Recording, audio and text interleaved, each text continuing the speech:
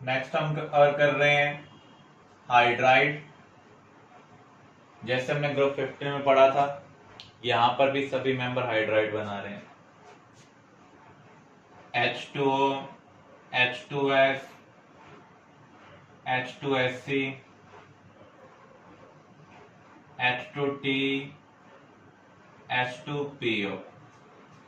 This is water, this is hydrogen sulfide, this is selenide, this is telluride, this is polyamide. अगर हम trend को देखें, Lewis base character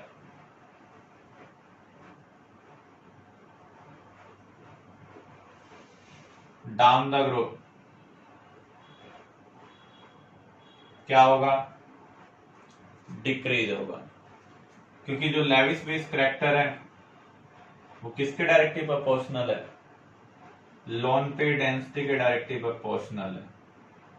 और down the group central atom का size क्या हो रहा है? इंक्रीज हो रहा है। तो लोन पेयर डेंसिटी क्या हो रही है? डिक्रीज हो रही है। तो जैसे जैसे साइज इंक्रीज होगा, लेविस बेस करैक्टर क्या होगा? डिक्रीज होगा। ऐसा ही हमने ग्रुप 15 में कवर किया था। एसडी करैक्टर, अगर बेसिक करैक्टर डिक्रीज हो रहा है तो एसडी करैक्टर इंक्रीज होगा। या फिर हम ये देखें, down the group bond length क्या हो रही है? इंक्रीज हो रही है। Down the group bond length of MH bond, M यहां पर किसको रिप्रेजेंट कर रहा है? सेंट्रल एटम को। Increases, so bond become weaker.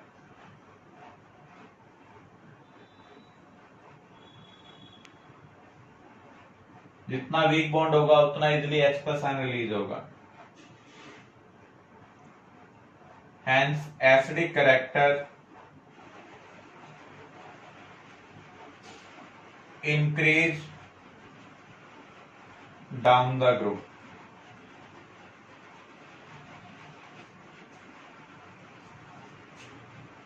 Bond angle,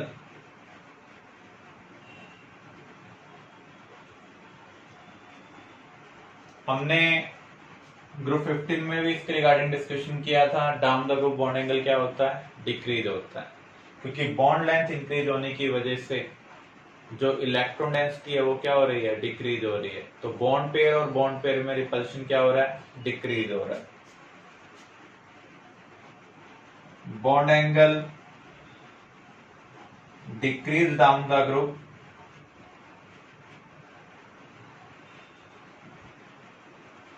due to increase in size of central atom,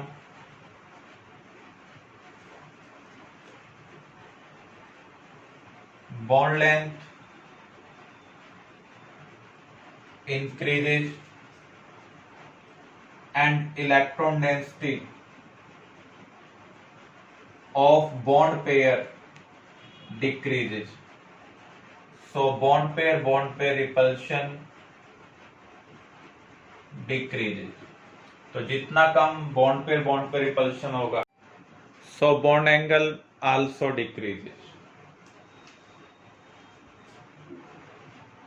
Shape and hybridization.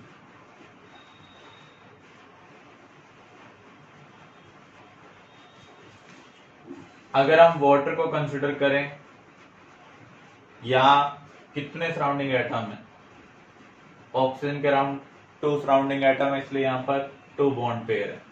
Lone pair कितने होंगे? Oxygen के पास 6 वैलेंस इलेक्ट्रॉन है, 2 इलेक्ट्रॉन इसने शेयरिंग के लिए यूज कर लिए। बचे हुए 4 इलेक्ट्रॉन क्या होंगे? 2 lone pair. 2 bond pair 2 lone pair के कोरस्पॉन्डिंग हाइब्रिडेशन क्या आ रही है? sp3। Geometry tetrahedral, shape bent हम कह सकते हैं या वी शेप कह दें या फिर एंगुलर। लोन पेयर को कभी भी हम शेप में कंसिडर नहीं करते।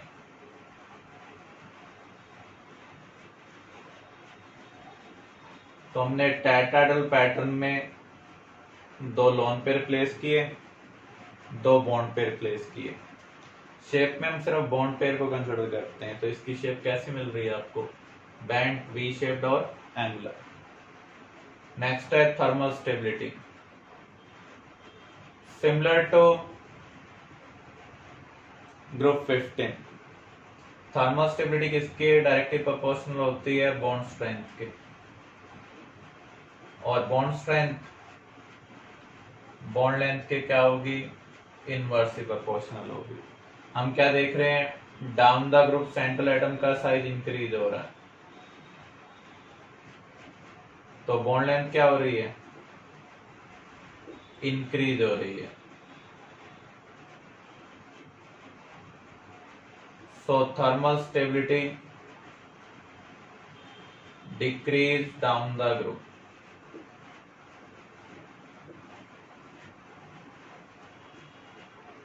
H2 और H2S में से ज्यादा थर्मल स्टेबिलिटी किसकी होगी? H2O की होगी। नेक्स्ट है melting point and boiling point. Increase down the group,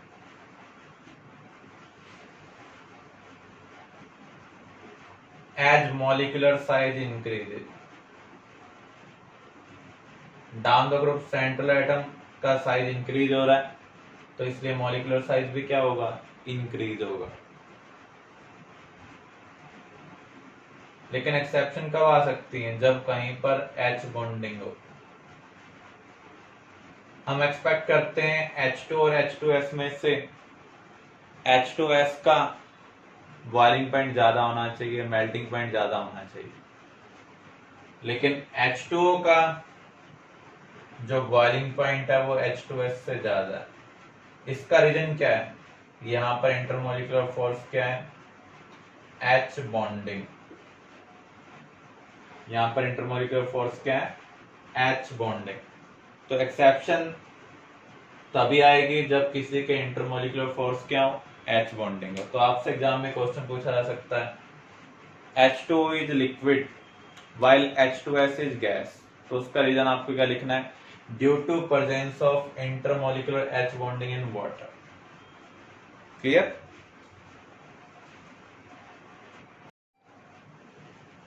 next हम स्टडी कर रहे हैं हैलाइड।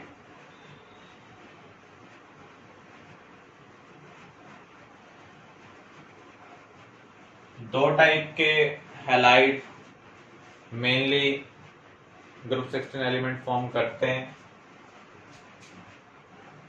टेट्राहैलाइड and hexahalide. यहां सेंट्रल एटम की ऑक्सीडेशन स्टेट +4 है और यहां पर +6। ऑक्सीजन डू नॉट फॉर्म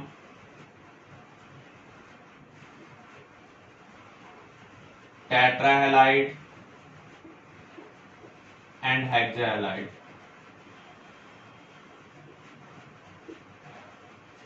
इसके आउटमोस्ट शेल में कितने अनपेड इलेक्ट्रॉन है?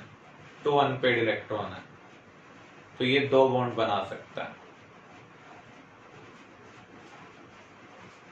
और मैक्सिमम 3 बॉन्ड बना सकता है अगर ये अपना लोन पेयर कहीं कोऑर्डिनेट बॉन्डिंग में यूज कर ले।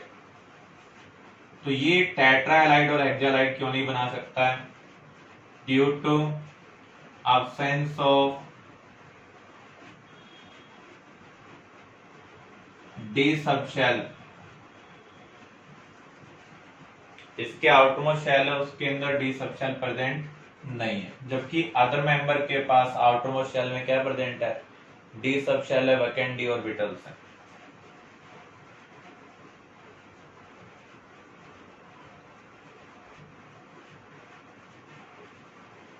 हेक्साहैलाइड को अगर हम कंसिडर करें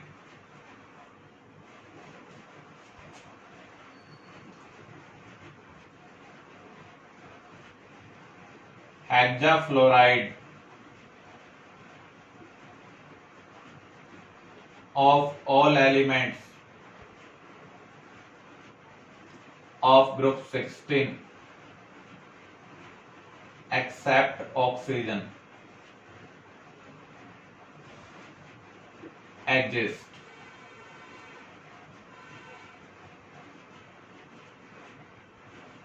While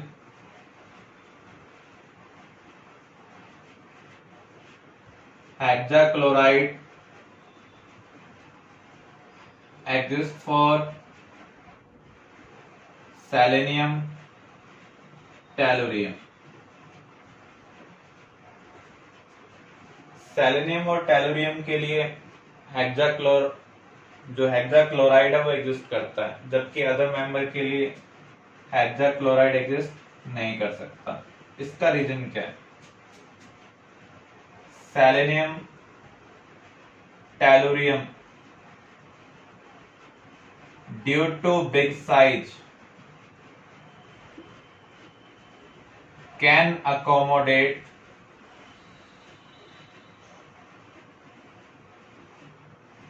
six chlorine atom around it. जो सेलेनियम है, टेलुरियम है, उनका साइज बिग है, तो वो 6 क्लोरीन एटम को अपने अराउंड अकोमोडेट कर सकते हैं। SF6 exists while HCl6 do not. इसका रीजन क्या होगा?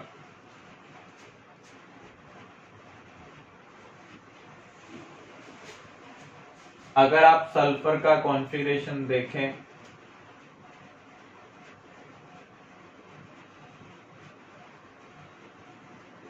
(3s2 3p4) ground state configuration के अकॉर्डिंग ये कितने बॉन्ड बना सकता है? 2 बॉन्ड बना सकता है, क्योंकि इसके पास 2 अनपेड इलेक्ट्रॉन है। अगर हम इसकी फर्स्ट एक्साइटेड स्टेट को कंसिडर करें,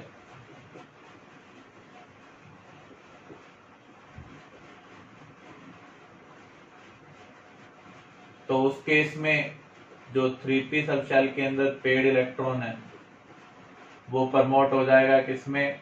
3d में। तो यहां पर कितने अनपेड इलेक्ट्रॉन है? 4 अनपेड इलेक्ट्रॉन है। ग्राउंड स्टेट के कोरोस्पोंडिंग सल्फर +2 और -2 ऑक्सीडेशन स्टेट शो कर सकता है। एक्साइटेड में सिर्फ पॉजिटिव ऑक्सीडेशन स्टेट होगी, +4। अगर हम सेकंड एक्साइटेड स्टेट को देखें, तो जो 3s वाला पेड इलेक्ट्रॉन है उसको भी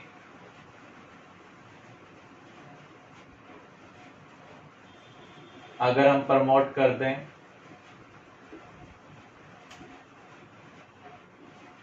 तो अब कितने अनपेड इलेक्ट्रॉन होंगे? 6 अनपेड इलेक्ट्रॉन होंगे। इसका मीनिंग अब ऑक्सीडेशन स्टेट क्या होगी? +6 होगी। पॉजिटिव ऑक्सीडेशन स्टेट हमें तभी देखने को मिलती है जब सराउंडिंग एटम क्या हो? More electronegative.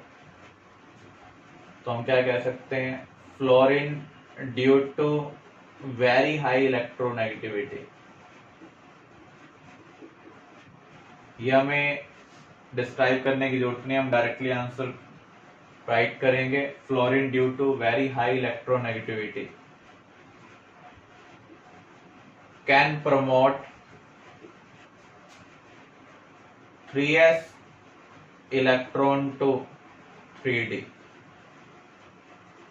So +6 oxidation state possible. Hence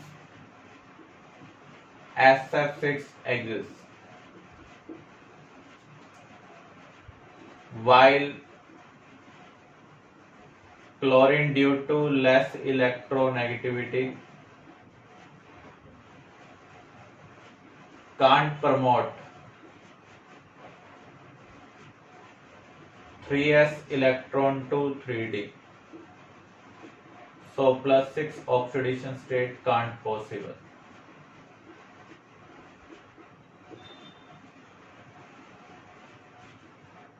Hence HCl6 do not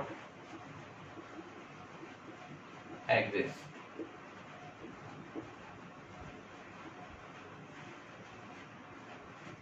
तो जिनकी इलेक्ट्रोनेगेटिविटी बहुत ज्यादा होती है वो NS इलेक्ट्रॉन को प्रमोट कर सकते हैं। जिनकी इलेक्ट्रोनेगेटिविटी कंपेरेटिवली कम होगी, मैं सल्फर की कंपैरिजन में नहीं कह रहा हूं, इन जनरल कह रहा हूं, क्लोरीन की इलेक्ट्रोनेगेटिविटी इतनी ज्यादा नहीं है कि वो 3s इलेक्ट्रॉन को क्या कर पाए, प्रमोट कर पाए 3d में, इसलिए HCl6 एग्जिस्ट नहीं कर रहा है। हेक्साहैलाइड की ज्योमेट्री क्या होगी? हेक्साहैलाइड को अगर हम कंसिडर करें तो यहां पर 6 बॉन्ड पेयर है। सल्फर के पास कितने वैलेंस इलेक्ट्रॉन है? 6। ये 6 के 6 इलेक्ट्रॉन शेयरिंग में यूज कर रहा है, तो यहां पर 0 लोन पेयर है, तो H की वैल्यू यहां पर क्या आ रही है? 6। तो हाइब्रिडेशन क्या होगी? sp3d2। sp3d2 के केस में ज्योमेट्री क्या होती है? ऑक्टाहेड्रल, और हम कह सकते हैं स्क्वायर बाई पिरामिडल।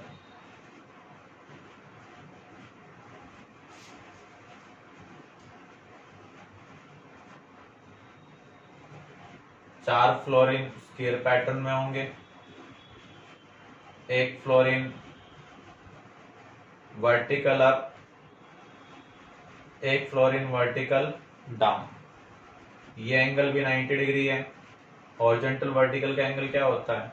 90 डिग्री। तो यहां पर आपके पास क्वेश्चन आ सकता है, all the bonds in SF6 are equivalent or not. जब सभी बॉन्ड एंगल एक जैसे होंगे तो सभी बॉन्ड लेंथ भी क्या होंगी? इक्विवेलेंट होगी। कंडीशन क्या है? सराउंडिंग एटम क्या होने चाहिए? सेम होने चाहिए। Since all the bond angle are same in SF6, so all the bonds are equivalent.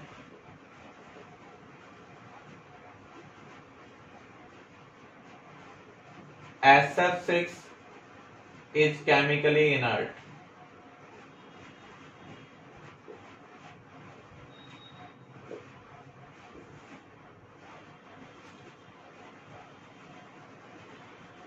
Due to high crowding,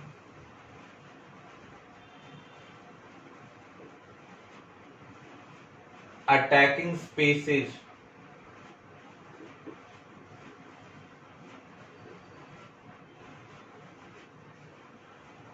can't approach to central atom. अगर आप SF6 में देखें, सल्फर के अराउंड 6 फ्लोरीन एटम है, तो इसके अराउंड क्राउडिंग ज्यादा है। क्राउडिंग ज्यादा होने की वजह से कोई भी अटैकिंग स्पीसीज इसको अप्रोच नहीं कर पाती है, so it is chemically inert.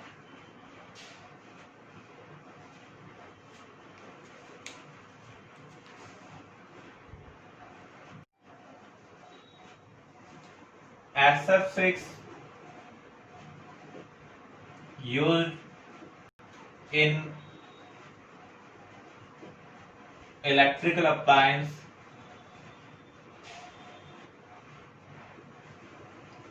as insulator.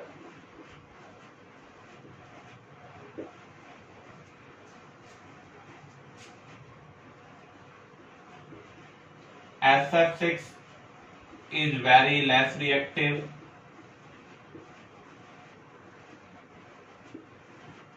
and have high dielectric constant.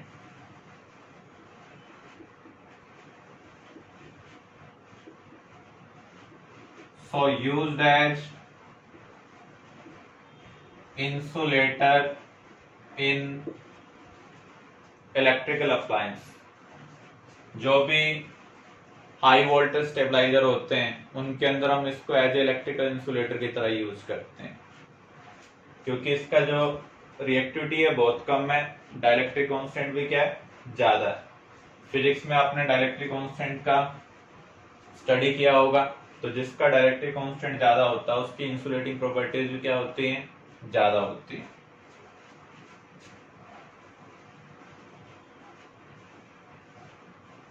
टेट्राहैलाइड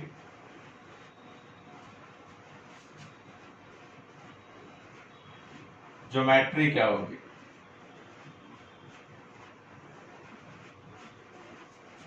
SF4, यहां पर 4 बॉन्ड पेयर है.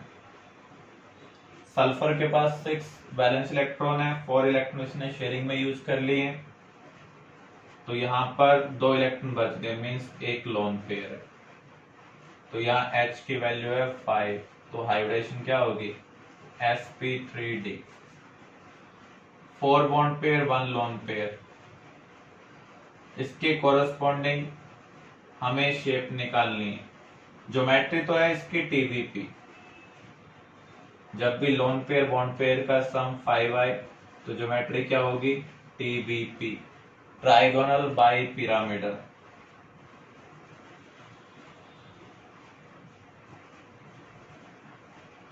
तीन बॉन्ड इक्वेटोरियल प्लेन में होंगे, 2 एक्सियल में. अब देखो जो लोन पेयर होता है उसको हम कहां पर प्लेस करते हैं TBP में, इक्वेटोरियल प्लेन के अंदर. ये ध्यान रख लें, lone pair placed in equatorial position in TBP.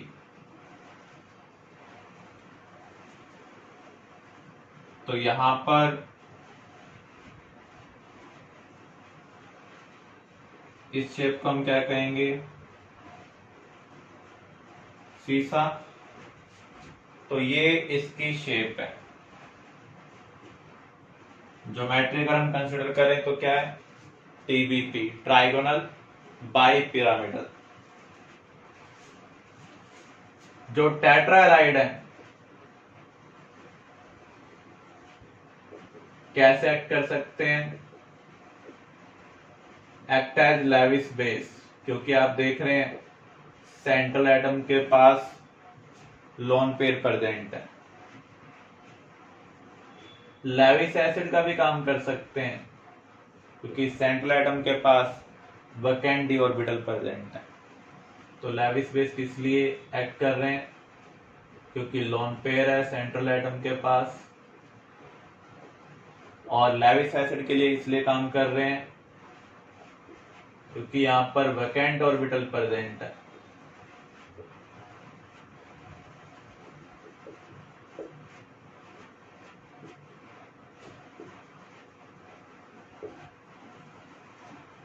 तो ये हमें हैलाइड के रिगार्डिंग स्टडी करना.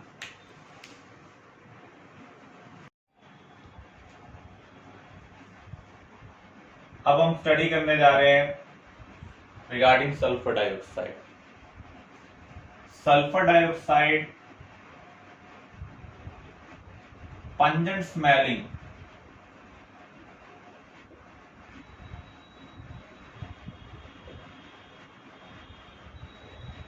कलरलेस गैस है.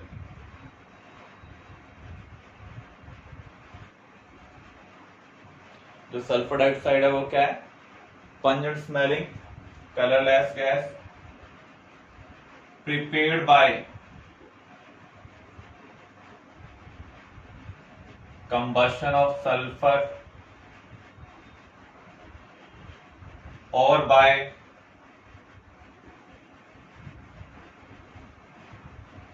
रोस्टिंग ऑफ सल्फाइड और सल्फाइड और को हम क्या बोलते हैं, पायराइट और भी बोलते हैं। तो जब हम सल्फाइड और की रोस्टिंग करते हैं या सल्फर का कंबशन करेंगे तो सल्फर किस में कन्वर्ट हो जाएगी, सल्फर डाइऑक्साइड में कन्वर्ट हो जाएगी।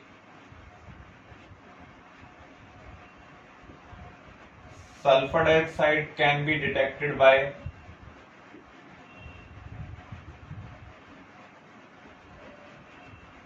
Lime water test.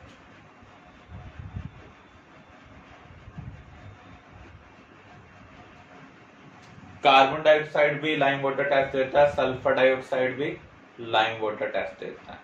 तो जब भी लाइम वाटर टेस्ट की बात हो तो वो कंफर्म नहीं है कि वो कार्बन डाइऑक्साइड है, वो सल्फर डाइऑक्साइड भी हो सकती है। जब आप सल्फर डाइऑक्साइड को लाइम वाटर में से पास करेंगे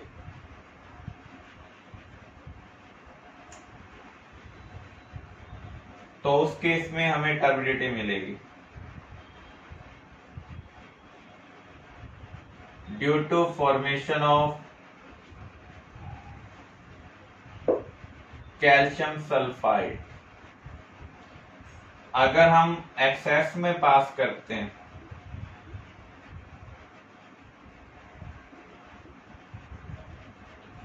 तो ये किस में कन्वर्ट हो जाता है, कैल्शियम बाइसल्फाइड के अंदर। ये सॉल्युबल है और ये इनसॉल्युबल है। तो इस केस में हमें टर्बिडिटी देखने को मिल रही है। जैसे आपने CO2 के रिगार्डिंग पढ़ा था, अगर आप CO2 को कम क्वांटिटी में पास करते हैं तो उस केस में हमें टर्बिडिटी मिलती है। अगर हम एक्सेस में पास करते हैं तो टर्बिडिटी डिसअपीयर हो जाती है। वहां पर आपने लिखा था due to formation of carbonate आपको टर्बिडिटी मिलती है, और बाइकार्बोनेट के फॉर्मेशन की वजह से जो कि वाटर में सॉल्युबल होते हैं, टर्बिडिटी क्या हो जाती है, डिसअपीयर हो जाती है।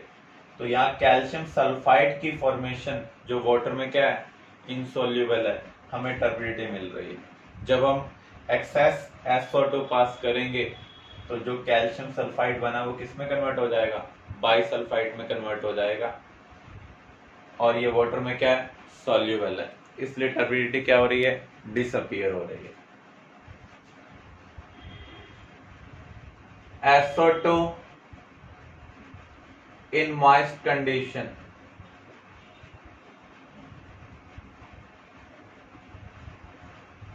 act as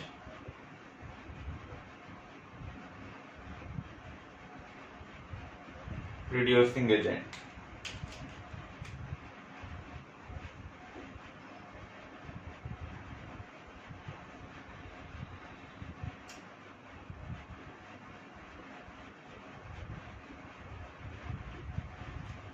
मॉइस्ट कंडीशन में SO2 कन्वर्ट हो रही है सल्फ्यूरिक एसिड में।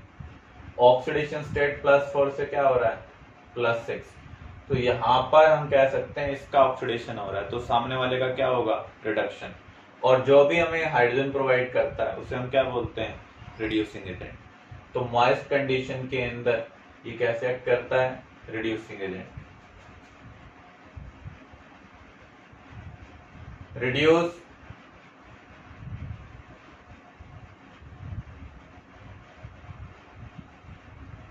Ferric to ferrous. अगर हमारे पास फेरिक सल्फेट है, उसको हमने मॉइस्ट सल्फर डाइऑक्साइड के साथ ट्रीट किया तो वो किस में कन्वर्ट हो जाएगा, फेरस सल्फेट में कन्वर्ट हो जाएगा। Decolourise potassium dichromate solution, KMnO4 solution.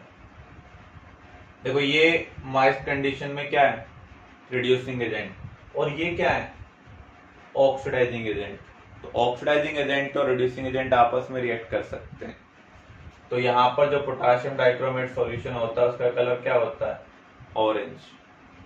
तो इसके कलर को चेंज कर देंगे क्योंकि पोटेशियम डाइक्रोमेट रिएक्शन में क्या हो रहा है, कंज्यूम हो रहा है। ऐसे ही जो KMnO4 सॉल्यूशन है कॉन्संट्रेटेड कंडीशन में पर्पल कलर का है, और डाइल्यूट कंडीशन में पिंक कलर का है।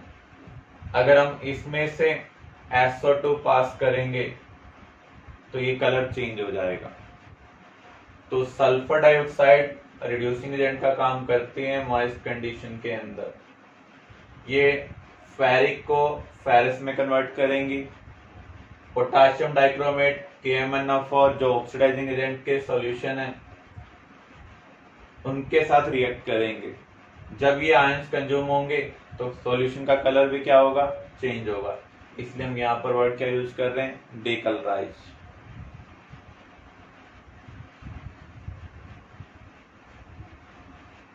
Act as bleaching agent.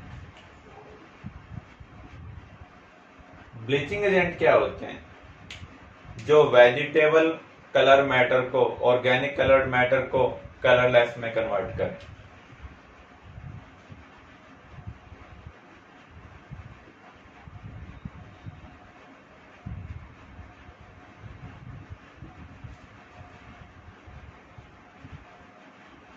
तो इस एक्शन को हम कहेंगे ब्लीचिंग एक्शन। जो केमिकल ये एक्शन परफॉर्म करता है उसे हम क्या बोलते हैं, bleaching agent. SO2 temporary bleaching agent है।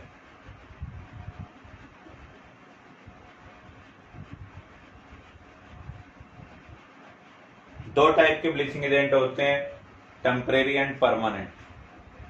जो रिडक्शन के थ्रू अपना ब्लीचिंग एक्शन परफॉर्म करते हैं उन्हें हम कहेंगे टेम्परेरी ब्लीचिंग एजेंट। अगर आपने किसी कलर्ड मैटर को कलरलेस में कन्वर्ट किया बाय रिडक्शन, तो जब आप इस मैटर को एयर में प्लेस करेंगे तो एयर इसको ऑक्सीडाइज कर देगी, वापस किस में कन्वर्ट कर देगी, कलर्ड में कन्वर्ट कर देगी। तो SO2 का जो नेचर है मॉइस्ट कंडीशन में वो क्या है, रिड्यूसिंग एजेंट का है।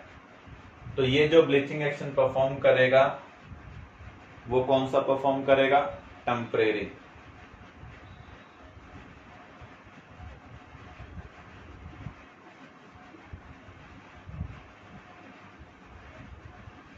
Clear.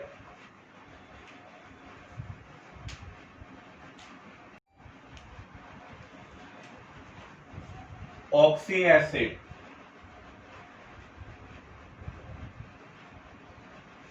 Oxy acid phosphorus, sulphur, halogen, mainly chlorine. Structure पूछी जा सकती है। अगर आपको स्ट्रक्चर बनानी हो तो आपको ध्यान रखना है फास्फोरस मैक्सिमम कितने बॉन्ड बनाता है, 5 बॉन्ड, क्योंकि इसके आउटमोस्ट शेल में कितने इलेक्ट्रॉन है, 5 इलेक्ट्रॉन है। Sulphur maximum 6 bond, chlorine maximum 7 bond. Phosphorus वाले केस में आपको ध्यान रखना है पहले एक आपको फास्फोरस ऑक्सीजन डबल बॉन्ड बनाना होगा, बाकी ऑक्सीजन के साथ आपको क्या बनाना होगा, सिंगल बॉन्ड बनाना होगा। सल्फर वाले केस में पहले आपको 2 सिंगल बॉन्ड बनाने होंगे, अदर आपको डबल बॉन्ड बनाने। बस ये ध्यान रखना है मैक्सिमम कितने बॉन्ड बना सकते हैं, 6 बॉन्ड बना सकते हैं। क्लोरीन वाले ऑक्सी एसिड की अगर हमें स्ट्रक्चर बनानी हो तो उस केस में पहले आपको एक तो सिंगल बॉन्ड बनाना होगा, अदर क्या बनाने होंगे, डबल बॉन्ड बनाने होंगे। लेकिन मैक्सिमम बॉन्ड हम कितने बना सकते हैं, 7 बॉन्ड बना सकते हैं। तो यहां पर हम सल्फर की ऑक्सी एसिड की स्ट्रक्चर कंसिडर करने जा रहे हैं। सल्फर के 2 मेन एसिड हैं, एक तो sulphurous, other is sulphuric.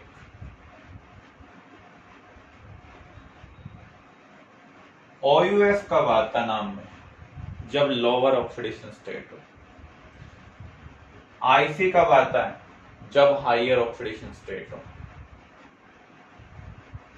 H2SO3 H2SO4, यहां सल्फर की ऑक्सीडेशन स्टेट +6 है और यहां पर क्या है +4, तो इसे हम कहेंगे सल्फ्यूरस एसिड और इसे सल्फ्यूरिक एसिड।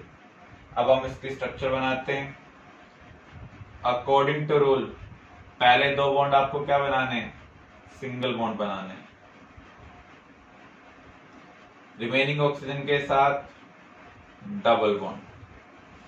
तो यहां पर टोटल कितनी ऑक्सीजन है? 3 ऑक्सीजन है, तो 2 हमने सिंगल बॉन्ड बना दिए और 2 डबल बॉन्ड बना दिए। सॉरी, 2 सिंगल और 1 डबल। सल्फर के पास टोटल इलेक्ट्रॉन कितने होते हैं? 6। 4 तो इसने बॉन्डिंग में यूज कर लिए, एक लोन पे रह जाएगा। जो सिंगल बॉन्डेड ऑक्सीजन है उसके साथ क्या कनेक्ट होगा? हाइड्रोजन। जो सिंगल बॉन्डेड ऑक्सीजन है उसके साथ क्या कनेक्ट होगा? हाइड्रोजन। तो ये H2SO3 की स्ट्रक्चर है। जितने हाइड्रोजन ऑक्सीजन के साथ कनेक्ट होंगे उतनी बेसिसिटी होगी। तो ये कितने H+ आयन रिलीज कर सकता है? 2H+ आयन रिलीज कर सकता है। जो हाइड्रोजन ऑक्सीजन के साथ कनेक्टेड होंगे वो H+ आयन की फॉर्म में रिलीज हो सकते हैं, और जितने H+ आयन रिलीज हो सकते हैं उतनी क्या होती है? बेसिसिटी होती है। अब हम इसकी स्ट्रक्चर बनाते हैं। 2 ऑक्सीजन सिंगल बॉन्डेड, बची हुई ऑक्सीजन के साथ डबल बॉन्ड, लेकिन मैक्सिमम में 6 बॉन्ड बनाने हैं, तो यहाँ पर 6 बॉन्ड हो चुके हैं। सिंगल बॉन्डेड ऑक्सीजन के साथ क्या लगेगा? H लगेगा। तो यहाँ पर कितने H+ आयन मिल सकते हैं हमें? 2। तो इसकी बेसिसिटी कितनी है? 2।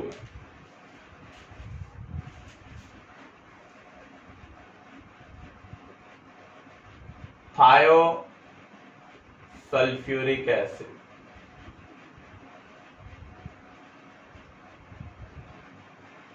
H2S2O3, 2 ऑक्सीजन सिंगल बॉन्डेड,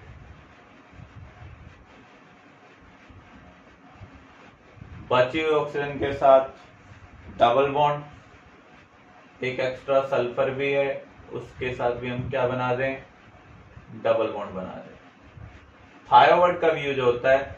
जब किसी मॉलिक्यूल में एक ऑक्सीजन की जगह क्या आ जाए? सल्फर आ जाए। तो यहां पर ऑक्सीजन होना चाहिए था, उसकी जगह यहां पर क्या है? सल्फर। सिंगल बॉन्डेड ऑक्सीजन के साथ क्या लगेगा? H। तो इसकी बेसिसिटी क्या है? 2 है। Pyro sulphuric acid, pyro word हम कब यूज करते हैं? पायरो का मीनिंग होता है हीट। आपको ध्यान रखना है 2 मॉलिक्यूल में से जब आप वाटर रिमूव कर दें तो हम क्या यूज करते हैं? पायरो वर्ड यूज करते हैं। तो सल्फ्यूरिक एसिड के हमें 2 मॉलिक्यूल लेने हैं, H2SO4 H2SO4, इसमें से हमें क्या रिमूव कर देना? वाटर रिमूव कर देना। तो क्या बच गया? H2S2O7। तो इसे हम कहेंगे पायरो सल्फ्यूरिक एसिड। इसकी स्ट्रक्चर हमें बनानी है। यहाँ पर 2 सल्फर हैं, ऑक्सीजन इक्वली डिवाइड कर लें।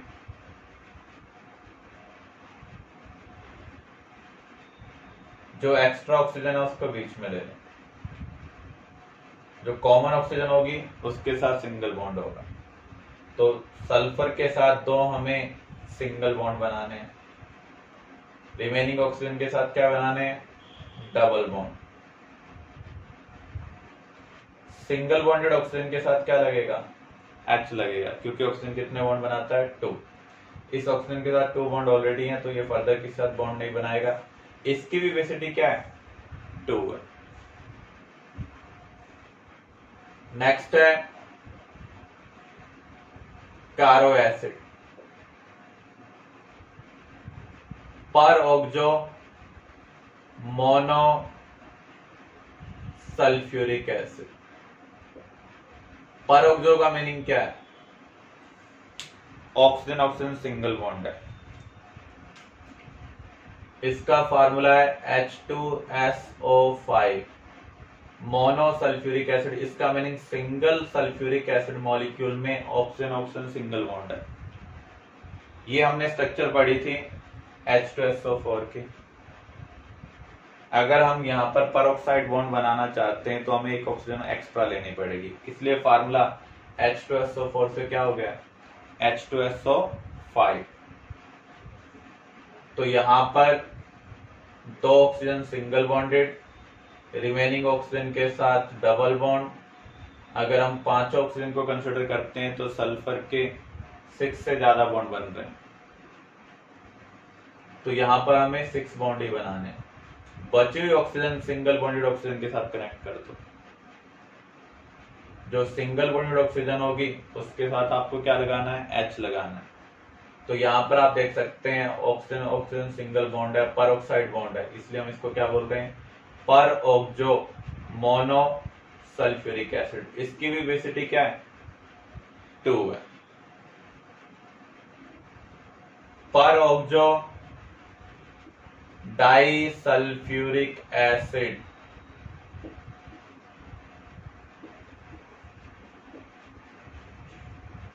Martial acid H2S2O8। तो यहां पर 2 सल्फर ऑक्सीजन इक्वली डिवाइड कर लें,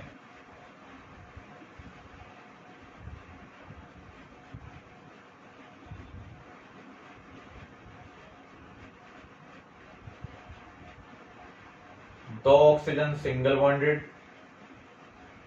2 ऑक्सीजन डबल बॉन्डेड। अब इन दोनों ऑक्सीजन के बीच में सिंगल बॉन्ड बन जाएगा। तो यहाँ पर देखो परऑक्साइड लिंक आ गया, इसलिए हमने यहाँ पर क्या लिखा है? परऑक्सो। सिंगल बॉन्डेड के साथ क्या लगेगा? H। ये मार्शल एसिड की स्ट्रक्चर है।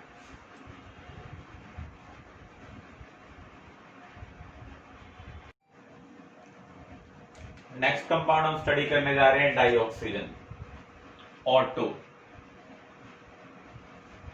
डाइऑक्सीजन को हम कैसे प्रिपेयर कर सकते हैं? By decomposition of oxygen rich compound.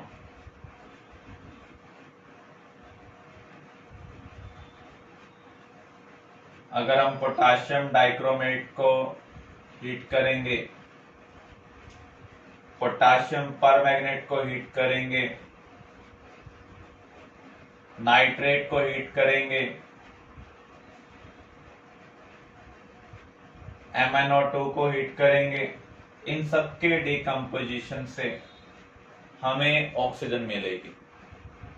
जब हम पोटाशियम डाइक्रोमेट को हीट करते हैं तो ये कन्वर्ट होता है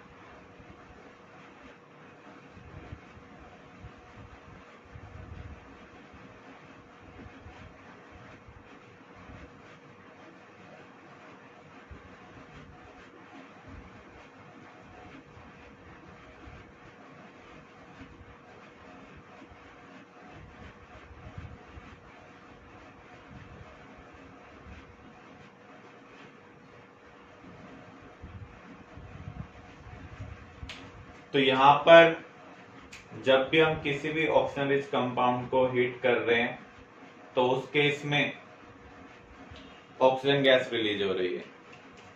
यहां पर अगर आप ध्यान से देखें जो मेटल एटम प्रेजेंट है उसकी ऑक्सीडेशन स्टेट चेंज हो रही है, +6 से +3, यहां पर +7 से +6 भी है, +4 भी है। यहां पर नाइट्रोजन की ऑक्सीडेशन स्टेट चेंज हो रही है, यहां भी मैग्नीज की ऑक्सीडेशन स्टेट क्या हो रही है? चेंज हो रही है। तो यहां पर जब भी आप किसी भी ऑक्सीजन रिच कंपाउंड को हीट करेंगे, डिकम्पोज करेंगे, तो उस केस में ऑक्सीजन रिलीज होगी। लेस रिएक्टिव मेटल ऑक्साइड को अगर आप डिकम्पोज करते हैं, जैसे मर्क्यूरिक ऑक्साइड है, सिल्वर ऑक्साइड है, इनसे भी ऑक्सीजन रिलीज होगी। आपने मेटलर्जी में पढ़ा था जो हाईली रिएक्टिव मेटल ऑक्साइड है वो तो डिकम्पोज नहीं होते हैं, लेकिन जो very less reactive metal oxide है उनके लिए एक टेम्परेचर के ऊपर जो डेल जी है वो पॉजिटिव हो जाता है। जब डेल जी पॉजिटिव हो जाएगा तो ऑक्साइड फॉर्मेशन क्या हो जाएगी, नॉन स्पॉन्टेनियस हो जाएगी। इसका मीनिंग ऑक्साइड अपने आप ही मेटालिक फॉर्म में कन्वर्ट हो जाएंगे।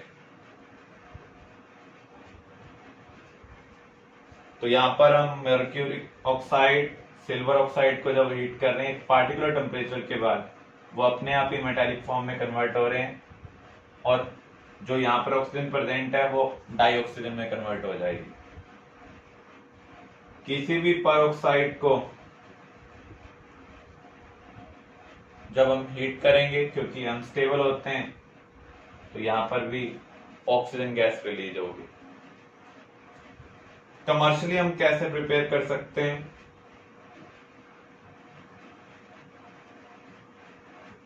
बाय लिक्विफिकेशन ऑफ एयर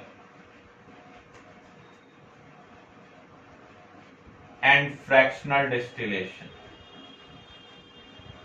आपको पता है एयर के अंदर नाइट्रोजन ऑक्सीजन प्रेजेंट है, तो जब आप उसको लिक्विफाई कर देंगे और डिस्टिलेशन करेंगे तो उस केस में आपको ऑक्सीजन डिफरेंट कंपोनेंट की फॉर्म में मिलेगी। तो कमर्शियली हम ऑक्सीजन को इस तरीके से ऑब्टेन कर सकते हैं। फिजिकल प्रॉपर्टीज,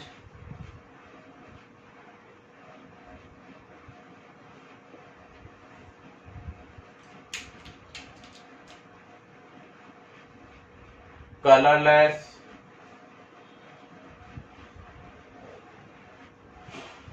odorless, non-combustible,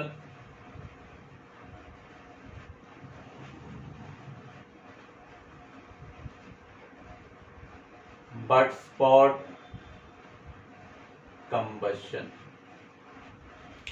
ये खुद कंबस्ट नहीं होती है, लेकिन कंबस्शन को क्या करती है, स्पॉट करती है।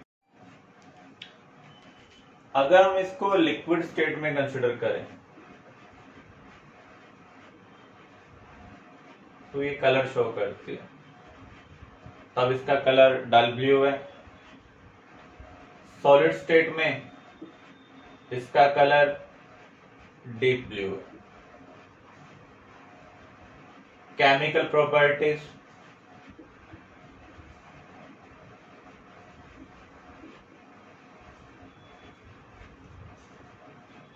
less reactive at low temperature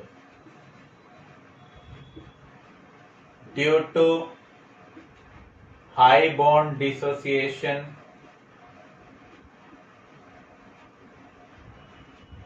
enthalpy of oxygen oxygen double bond. जैसे नाइट्रोजन नाइट्रोजन ट्रिपल बॉन्ड की बॉन्ड डिसोसिएशन एनर्जी ज्यादा है, ऐसे ही ऑक्सीजन ऑक्सीजन डबल बॉन्ड की भी बॉन्ड डिसोसिएशन एनर्जी क्या है, ज्यादा है। So participate in exothermic reaction. जिन रिएक्शन का नेचर एक्सोथर्मिक होगा वहां पर ये इजिली पार्टिसिपेट करते हैं, क्योंकि इनिशियली हमें एनर्जी प्रोवाइड करनी पड़ेगी, लेकिन जैसे जैसे रिएक्शन प्रोसीड होगी वैसे वैसे ऑक्सीजन को बॉन्ड डिसोसिएशन एनर्जी मिलती जाएगी, ये रिएक्शन में इजिली पार्टिसिपेट करेगी। फॉर एग्जांपल अगर हम जब कंबशन करते हैं तो हमें एक बार इग्नाइट करना पड़ता है, हीट प्रोवाइड करनी पड़ती है, लेकिन उसके बाद कंबशन अपने आप प्रोसीड होता है। उसका रीजन क्या है, कंबशन प्रोसेस क्या है, एक्सोथर्मिक है। जब आप मेटल को ऑक्सीजन के साथ ट्रीट करते हैं तो ऑक्साइड भी बन सकता है, परऑक्साइड भी, सुपर ऑक्साइड भी। लिथियम, बेरिलियम, मैग्नीशियम, ये क्या बनाते हैं? ऑक्साइड बनाते हैं। सोडियम लिमिटेड ऑक्सीजन के साथ क्या बनाता है? ऑक्साइड। लेकिन अगर ऑक्सीजन एक्सेस में है तो ये क्या बनाता है? परऑक्साइड।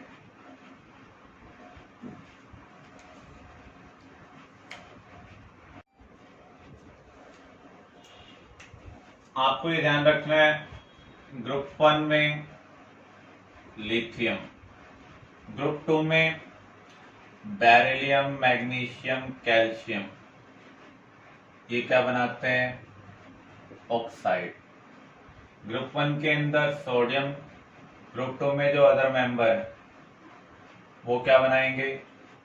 परऑक्साइड बनाएंगे। ग्रुप 1 के अंदर जो अदर मेंबर है वो क्या बनाते हैं?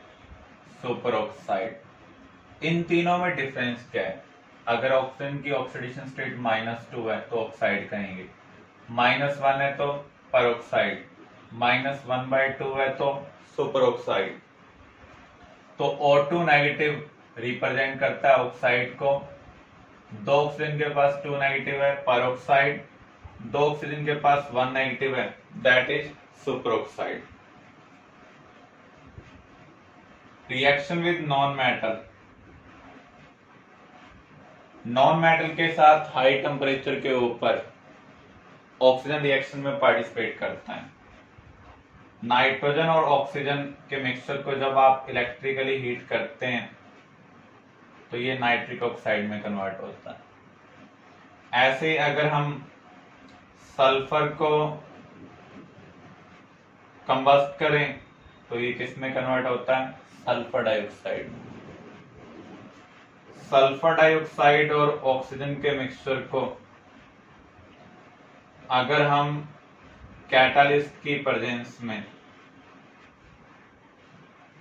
हीट करते हैं तो ये किस में कन्वर्ट हो जाता है? ऐसे अगर हम अमोनिया को ऑक्सीजन के साथ कैटालाइटिकली हीट करें तो ये इस केस में किस में कन्वर्ट हो जाता है? NO में कन्वर्ट हो जाएगा। और हाइड्रोजन किस में कन्वर्ट हो जाएगी? वाटर में। तो यहां पर ये जो प्रोसेस हम कवर कर रहे हैं ये क्या है? रिवर्सिबल है। और ये सब एक्सोथर्मिक प्रोसेस भी।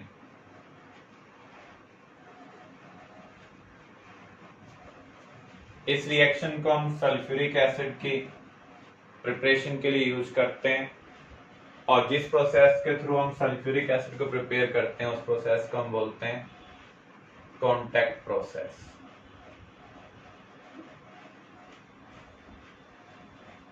इस रिएक्शन को हमने अमोनिया की प्रिपरेशन नाइट्रिक एसिड की प्रिपरेशन के लिए हमने यूज किया था। नाइट्रिक एसिड किस प्रोसेस से प्रिपेयर किया जाता है? ऑस्टवाल्ड प्रोसेस से। तो यहां पर ली-चैटले प्रिंसिपल के अकॉर्डिंग सुटेबल कंडीशन आपसे पूछी जा सकती है। Type of oxide,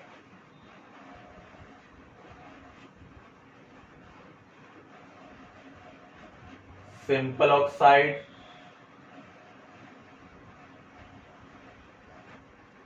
sub oxide,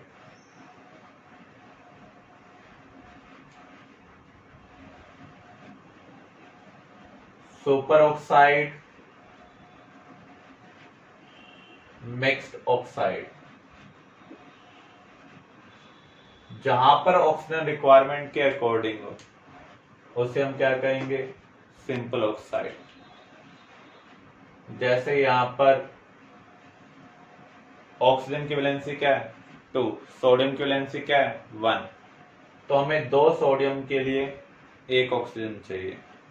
तो यहां पर वैलेंसी के अकॉर्डिंग ऑक्सीजन प्रेजेंट है, तो ऐसे ऑक्साइड को हम क्या कहेंगे? Simple oxide. Carbon dioxide, carbon की वैलेंसी क्या है 4, ऑक्सीजन 2, तो 4 को सेटिस्फाई करने के लिए हमें 4 ही चाहिए, तो यहाँ भी ऑक्सीजन रिक्वायरमेंट के अकॉर्डिंग है, तो ऐसे ऑक्साइड को हम क्या कहेंगे, सिंपल ऑक्साइड। जब ऑक्सीजन रिक्वायरमेंट से कम हो तो उसे हम क्या बोलते हैं, सब ऑक्साइड, जैसे N2O, NO, C3O2। तो यहाँ पर ऑक्सीजन जो है वो रिक्वायरमेंट से कम है, जैसे नाइट्रोजन की वैलेंसी 3 है, 2 नाइट्रोजन है तो टोटल वैलेंसी 6 होगी, एक ऑक्सीजन 2 वैलेंसी को सेटिस्फाई करती है, तो 6 को सेटिस्फाई करने के लिए कितनी चाहिए, 3, लेकिन यहाँ पर ऑक्सीजन तो एक ही है, तो जब भी ऑक्सीजन रिक्वायरमेंट से कम होगी ऐसे ऑक्साइड को हम क्या बोलते हैं, सब ऑक्साइड।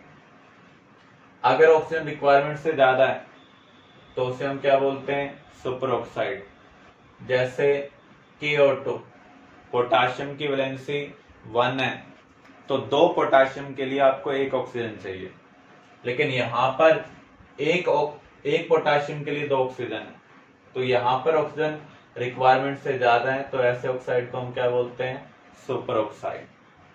मिक्स्ड ऑक्साइड के अंदर एलिमेंट की डिफरेंट ऑक्सीडेशन स्टेट होंगी,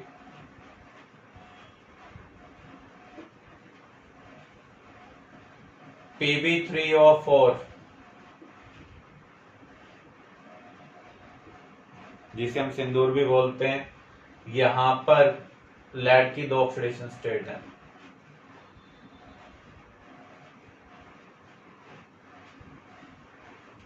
एग्जैक्ट फार्मूला ये है, तो यहाँ पर लेड की ऑक्सीडेशन स्टेट +2 भी है और +4 भी है, तो इसलिए हम इसे क्या बोल रहे हैं, मिक्स्ड ऑक्साइड बोल रहे हैं।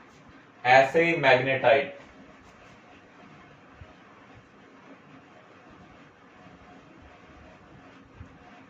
Fe3O4, इसका एक फार्मूला ये है, तो यहाँ पर आयरन की ऑक्सीडेशन स्टेट +2 भी है और +3 भी है, तो यहाँ पर हम 4 टाइप के ऑक्साइड कवर कर चुके हैं, simple oxide, sub oxide, super oxide and mixed oxide. अगर ऑक्सीजन रिक्वायरमेंट के अकॉर्डिंग है तो सिंपल ऑक्साइड है, कम है तो सब ऑक्साइड, ज्यादा है तो सुपर। अगर एलिमेंट की ऑक्सीडेशन स्टेट डिफरेंट होंगी तो ऐसे ऑक्साइड को हम क्या बोलते हैं, मिक्स्ड ऑक्साइड।